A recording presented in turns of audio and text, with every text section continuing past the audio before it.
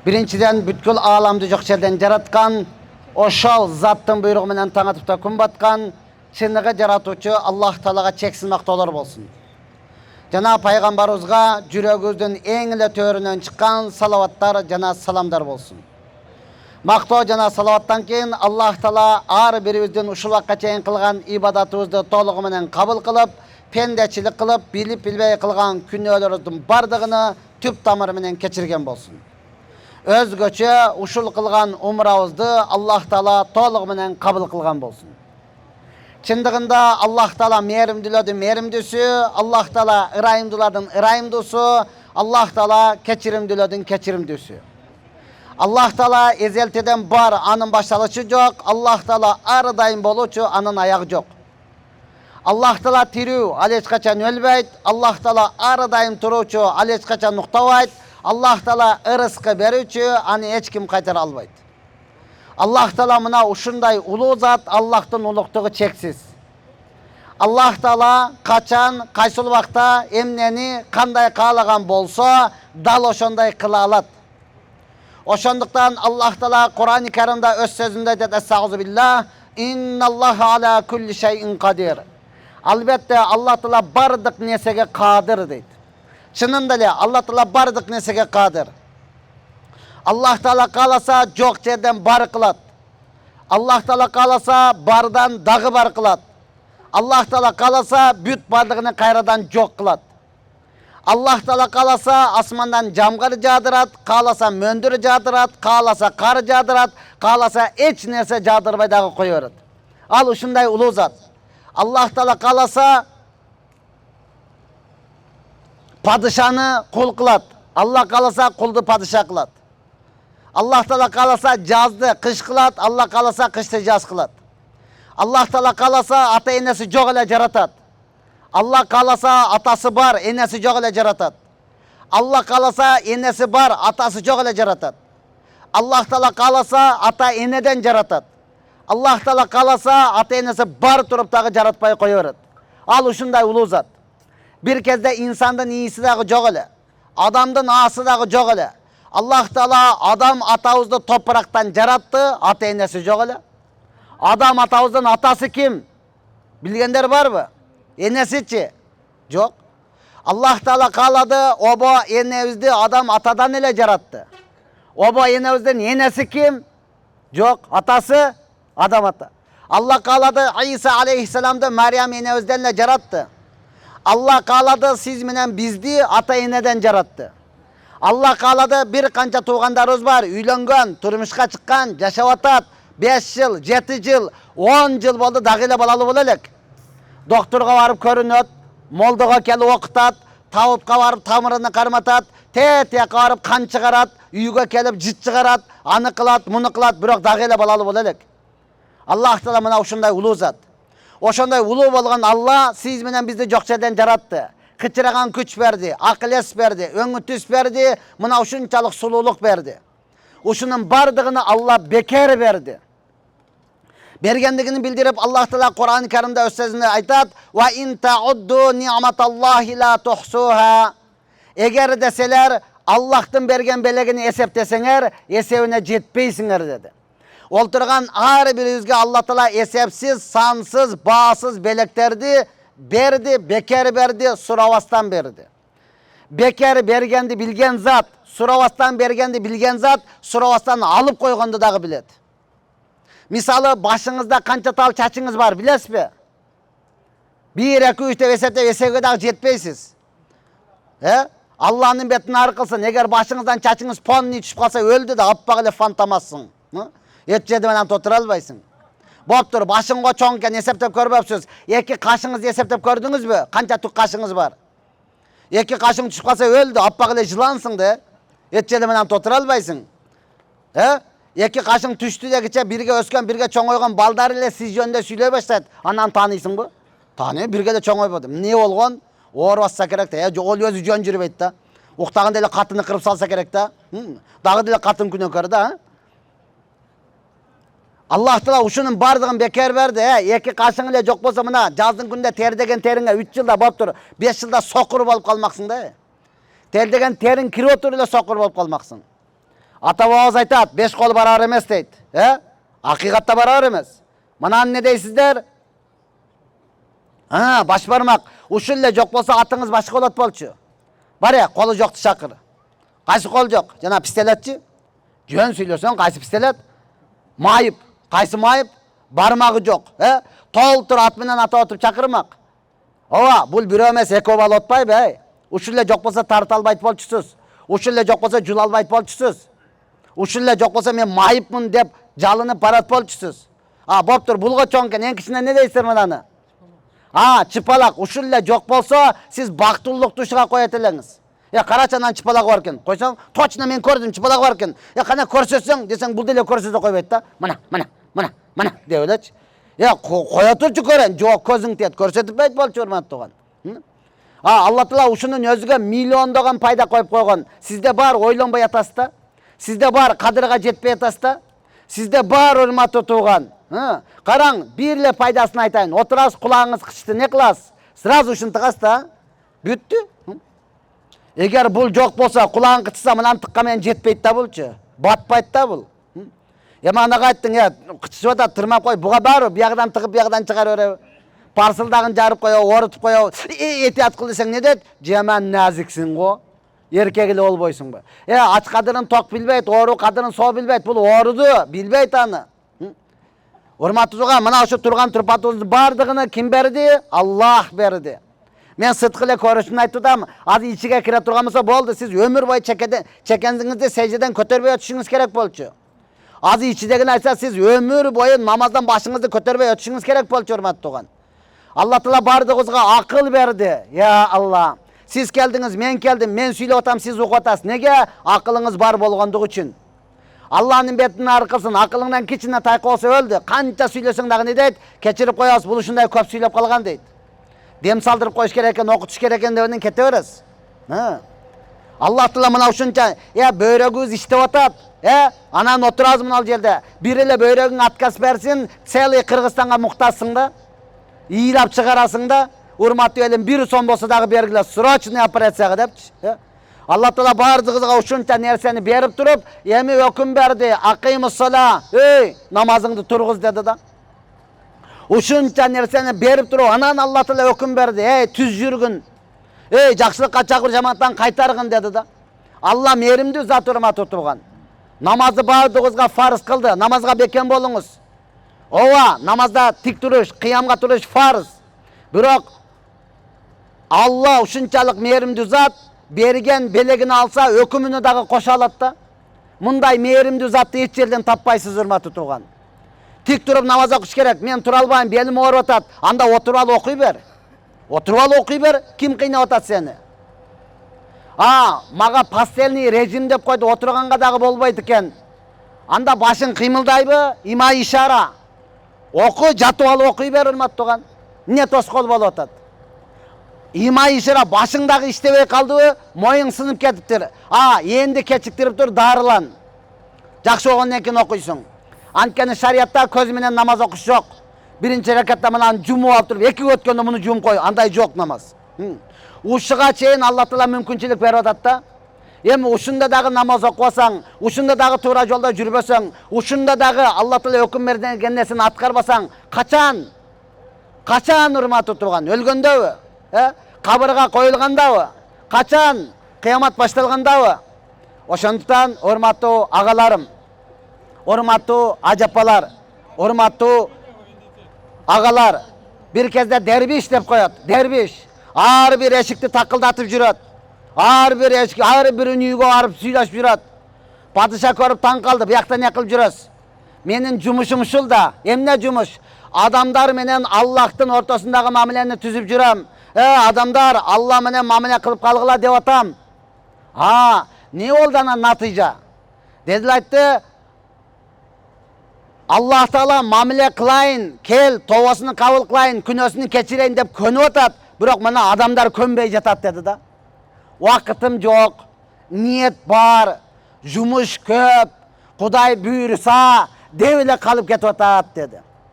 Арадан бир канча жыл өткөндөн кийин караса, ошол эле дербиш кабырда жүрөт, жайканада жүрөт. Ар бир кабырдын башыга барып сүйлөнүп. Padişah görüp taң kaldı. Bu yakta ne kıl жүрөs? Urmatlı padişahım bizden jumuş uşulda. Emne jumuş ele? Allah menen adamdardын ортосундагы мамилени түзүү dedi. Өткөндө сураганымда adamдар көнбөй жатат дедиң эле. Азыр эмне болду? Көндүбү? Дедиле, ооба, азыр адамдар көндү, бирок Алла көнбөй жатат дейт. Адамдар макул кайра эле тирилсин, өмүр бою намаз окутум. Кайра эле тирилсин, өмүр бою Куран окутум.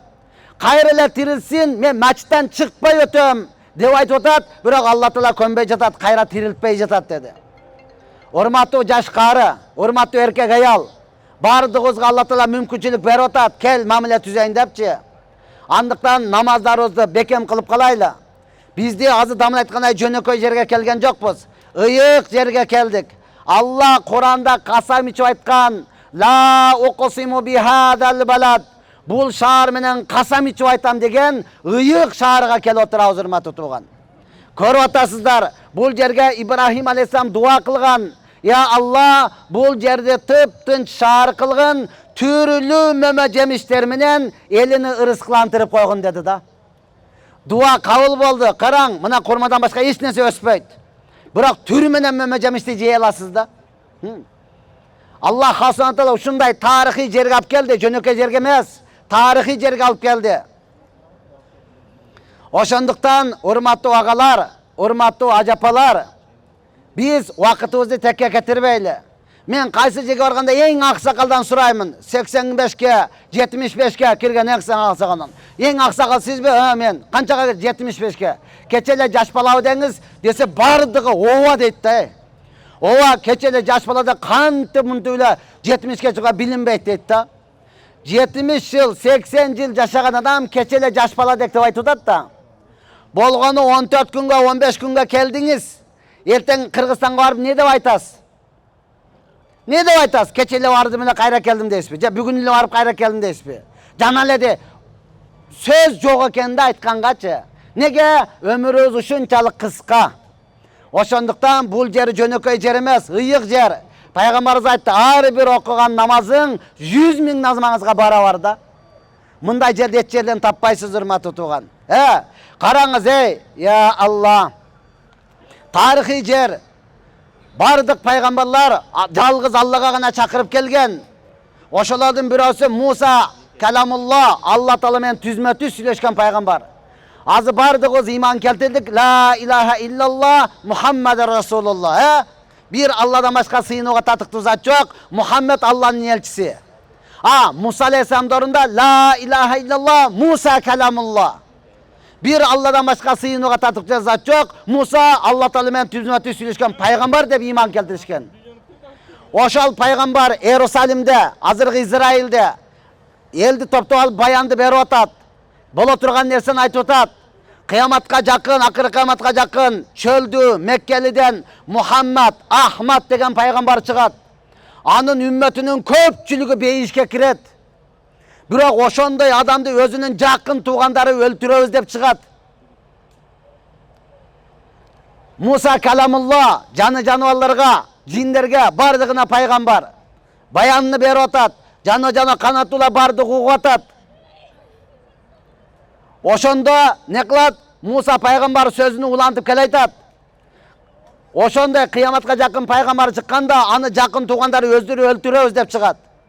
Десе көгүчкөн дуа кылып атат. Я Алла, ошондой пайгамбарыңды куткарып калганга мага мүмкүнчүлүк бер. Мен куткарып албасам менин урпактарым куткарып калсынчы дейт. Ал кулум деди. Ал пайгамбар жашынып, качып чыгып, үңкүргө жашынат. Десе жылан дуа кылып атат. Я Алла, ошондой пайгамбарыңды бир көрүп калганга мага мүмкүнчүлүк бер. Мен көрбөсөм менин урпактарым көрүп калсын деди. Ал кулум. Муса алейхисалам өткөндөн кийин Иерусалимден еврейлер көчүп келген бул жерге. Неге? Биз пайгамбарга кошулуп, Кыпты Фираундун урусунан өч алабыз. Пайгамбарга жардам беребиз дагы кайра Кыптыйлардан өч алабыз деп көчүп келишкен.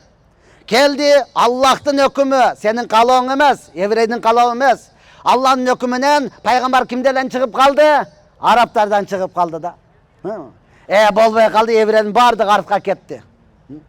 Пайгамбар саллаллаху алейхи вассалам ушул жерде 13 жыл мээнет кылды. Ла илаха иллаллах ушуга гана. Неге азыр биз менен бардыгыбыз айланып аткан Кабанын ичиге мушриктер 360 бутты тыгып алган болчу. Ошончаны киргизип алган болчу. Алла адаштырбасын. Алла кимди адаштырган болсо, аны эч ким туура жолго баштай албайт. Алла кимди туура жолго баштап койгон болсо, аны эч ким адаштыра албайт, урматтуу тууган. Лат, Узза, Манат, Санам түрү менен ат коюп алганда өздөрүчү. Сиз менен бизден алдың деле, мушриктер деле Меккеге, умрага, ажыга келген. Бирок пайгамбарыбыз көрсөткөндөй, Алла өкүм бергендей эмес, өзү каалагандай ибадат кылганда. Өзү каалагандай кылган. Ушул эле Кабаны бир кезде жылаңач айланып калышкан эркек аял дебей. Неге? Өзүнүн каалоосу ошол болгонда. Сиз менен биз шүгүрчүлүк кылайлы. Ошончо менет, ата-бабаларыбыз курбанчылык ыйлап, 6 айлап, ат эшеги менен жөө келип биз үчүн дуа кылды. Сиз менен биз бүгүнкү күнү куду менен оолядайлы. 6 саатта эле самолеттон тап этип түшүп калдык да. Урматтуу тууган, ата-бабанын курбанчылыгы ушундай мүмкүнчүлүктү Алла берип атат. Шүгүрчүлүк кылың, мунун дагы жообу бар. Макул, башка жака кетпейин. Келди, пайгамбарыбыз менетти кылды, бирок өзүнүн жакын туугандары каршы чыкты да. Өлтүрөбүз деп чыкты да. Пайгамбардын башыга акча салды, 100 төө сайылды. Ким башын алып келсе 100 төө берилем деген. Мен деген батырлар айгырларыны, найзаларын көтөрүп алып чыкты. Пайгамбарыбыз саллаллаху алейхи вассалам качып, Савыр таусуна бардыңыздарбы? Зияратка барасыздар, ошон башыга чыгып жашынды. Эң акылдуу кафырлардан эң акылдуу пайгамбар менен Абу Бакыр Сыддык разыяллаху анху изини көрүп келе атат. Мана жаңы из ушул, тигичи ал башка эски из. Аллахтан өкүмү келген учурда Алла Таала эң акылдуу адамды акмактын деңгээлиге түшүрүп, эң акмакты акылдуудун даражасына чыгарып коет да. Араларда бир акмагы бар эле, о төлкө көргөнүгө гана ишене турганчы, иис-пиис жаңы эски кызыктырбай турган. Кууп келди, келсе эле көгүчкөн турат, көрүп туруп эле айтты. Эгер Мухаммед менен Абу Бакыр мында киргенде үңкүргө көгүчкөн учуп кетет эле. Азыр таппай калсак сени өлтүрөбүз деди да, эң акылдуусугачы. Эң акылдууга дагы жан керек экен да. Туура айтасың, мен адаштым. Бияка киргенде көгүчкөн учуп кетет эле деди да. Пайгамбарыбызды өлтүрөбүз деген кафырлар көгүчкөндү кууруп жеп коюшу мүмкүн эле. Бирок ал көк көрөгөндөн душманга такап туруп алды, ошону көрүп эле душман атка кайтып кетти да. Ушунчалык деңгээлде жакын барган Абу Бакыр Сыддык разыяллаху анху айтат: Алланын элчиси азыр бирөөсү эле эңкейип карай турган болсо бизди таап алат деди да. Пайгамбарыбыз не деди? Ла тахзан инналлаха маана. Эч кандай өкүнбө, Алла биз менен деп койду да. Ошонтон акмак көгүчкөндү көрүп туруп айтты: "Мына учкан жок, азыр сени өлтүрөбүз." Дедилер: "Сен туппа туура айтасың, башка жака кеттик" деген бойдон кетип калышты да. Өмүрүндө көгүчкөн арнап койду эле. Алла Таала ошол көгүчкөндөн урук тугун бардыгына кыяматка чейин ырыскысыны төгүп берип койду да. Көрүп атасызбы, көгүчкөндүн ырыскысын көрүп атасызбы кандай экен? Төгүп берип койду го, урматтуу тууган. Сиз менен биз имандуу мусулман инсан эң ашраф, шарафаттуу. Өмүрүңүздү пайгамбарыбызга, өмүрүңүздү динге арнасаңыз, Алла Таала урук тугуп бардыгына ырыскыны төгүп бергенге даяр да. Biz ömürüzde arnamagandыгы үчүн, biz көңүл бурбагандыгыбыз үчүн балдарыбыз, невречелерибиз дүйнөнү басып кетти де. Bir балам Америкада, bir балам Россияда. Мактанасың ғой. Неге ырыскысы чачылып кеткен да, урматтуу тууган? Дуа кылың, Аллах Таала урук туган бардыгын ырыскыны төгүп берип койсун да. Ушундай жерде жүрөсүздөр, урматтуу туугандар. Ошондон Алла Кур'ан Каримде айткан: "Инна awwala baytun ud'a lin-nasi lalladhi bi Bakkata mubarakan wa hudan lil alamin." Бүткүл аламга хидаят жана береке үчүн эң алгачкы курулган үй Мекке, урматтуу тууган.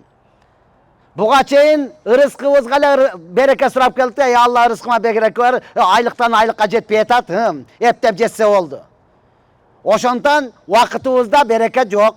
Үй бүлөңдө береке жок, ден соолугуңда береке жок. Азыр сураса бардыгы бир жер оорукчанда, бирөөнүн тиши, бирөөнүн ичи, бирөөнүн путу, бирөөнүн көзү, бирөөнүн кулагы. Неге? Ден соолукта береке жок. Үй бүлөбүздө береке жок, мурдагы аталарды карасаң, канча бир тууган? 11, 9, 10 да. Азыркыда карасаң 2, 3. Вакыт береке жок. Вакыт таң атты кечти, кече эле жума окуду, кайра эле жума болуп калды. Эми бардыгында береке болуш үчүн биз вакытыбызды текке кетирбестен не кылайлы? Көбүрөөк таваф кылайлы, көбүрөөк дуа кылайлы. Макулбу? Мына ушундай ыйык жерге Алла Таала алып келди. Андыктан караң, эми жылан дуа кылган ичиге киргене, үңкүрдү төгөрөгүн тешип салганда жыланчы дуасы кабыл болгон. Бияққа қарап отырса, бияқтан қарайын, бияқты тешті, бияқ қарап, бияқты тешті. Пайғамбарымнан Абу Бәкір разияллаху анху үңкір кірсе, үңкірдің бардығы тешік та. Абу Бәкір разияллаху анху тешіктің бардығыны жауып шықты. Пайғамбарға зиян жетіп қалбасын, дуасы қабыл болғандай. Bir тешікке жауа тұрған ешнесе жоқ та. Ешнесе қалбай қалды. Абу Бәкір Сыддық разияллаху анху пұты менен ошол жерді жапты да. Соған чоғымен, Пайғамбарымыз тізесіне башын қойып уктады. Жылан көріш керек. Жауылып қалған. Bir эле жұмшақ пұт тұрады. Келіп тиштегенге тура келді да. Тиштеді, орысынан көзден жаш кетті, пайғамбарымыздың бетіге түшті. Пайғамбарымыз оған, не oldu dediler, Allah'ın yetisi put кетті деді да. Жылан çaktı de, tarttı, kördü пайғамбарымызды. Бардық muhaddisler, alımlar айтады, тешіктерді жапқан Абу Бәкір разияллаху анху күнәкер емес, анын бутуну тиштеген жылан дагы күнәкер емес.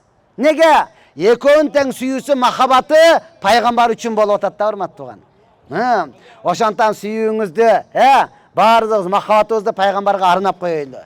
Анан урматтуу жамаат, мурда биз жаңы келгенибизде устаздарыбыз айтат эле, Меккеге келсеңер, Меккеден замзам алгыла, Мадинага барсаңар, Мадинадан ажва курма алгыла депчи. Азыр устаздарыбыз айтат, Меккеге барсаңар, ла илаха иллалла келмесин алгыла. Мадинага барсаңар, Мухаммад Расулуллахны алгыла дейт. Замзам курмачы Кыргызстанда упаковкасы менен сатылып атат. Ошактан эле ал. Демек, ошону ушундай болгон болсо, билип коюң, ыйык жайнамаз эч жерде жок. Ыйык тесме деле жок, урматтуу тууган. Ошончо керек болса, Бишкектен келгендер Дордойго заказ берип кой, оптумлап келип койсун. Оштон келгендер Кара Сууга айтып кой, оптумлап келип койсун. Бирок билип коюң, эч кандай той өткөрүш фарыз дагы эмес, важип дагы эмес. Бирок кайта жамаатымызга сурайт, дамыла качан кетебиз? 14 күндөн кийин. Ошо качан болот? Эсептеп көр да өзүң. Жок, анын кайсы күнү барабыз ошону айтып коюңчу. Неге? Ояка заказ бериш керек, мынанча нан жабыш керек, мынча кой союш керек. Айланып кетейин, неге антип өзүңдү кыйнайсың? Неге антип үй бүлөңдү кыйнайсың? Азыр Кыргызстанда көпчүлүгү келгенге даяр. Бирок келгендеги акчадан кеткендеги расход көп болот экен деп көпчүлүгү келбей атат.